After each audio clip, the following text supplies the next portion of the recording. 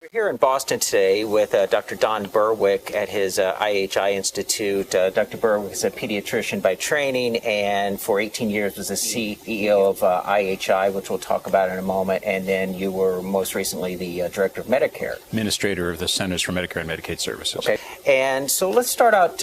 Most people, a lot of people are not familiar with IHI outside of the health policy circles. And what is this institute? And It's a nonprofit organization started about 20 years ago by a group of friends and advocates who feel that healthcare could be a lot better than it is, and that there are methods to improve, and that it's not really the workforce, it's the matter of designing the work and processes that can support excellence in care. So it began about 20 years ago now. It does research on improvement, worldwide, global views. It does testing of new ways to deliver care.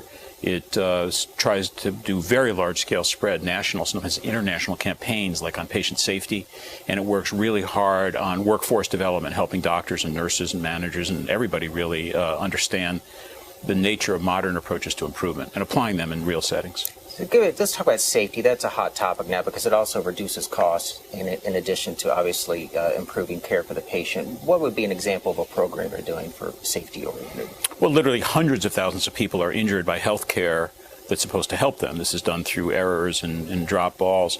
IHI in the 90s and turn of the century was working on new ways to make care much safer. For example, methods to prevent infections of central venous lines so that they don't become bacteremic, or methods to prevent pressure ulcers. First, that was done in a few places, testing new scientifically grounded approaches, documenting what the successful places do. That culminated in around 2005, 2006 in two national campaigns, the 100,000 Lives campaign, which worked with 4,000 hospitals trying to save 100,000 lives over 18 months simply by adopting simple procedures to make patients safe. And that was followed by the 5 Million Lives campaign, whose effort was to reduce injuries by 5 million.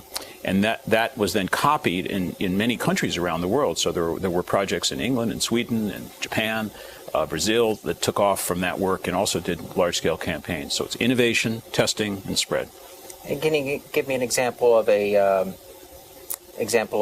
efficacy or outcome you've made a difference in? And so would it be a specific study where you showed central line infections went down, or is it larger than that? Give me maybe an example of one of yours.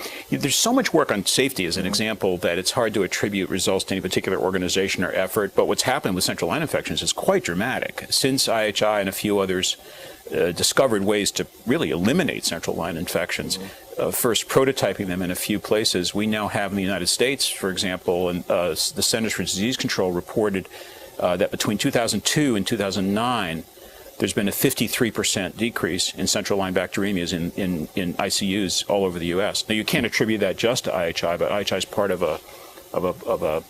really a collection of organizations that are working hard on spreading good changes.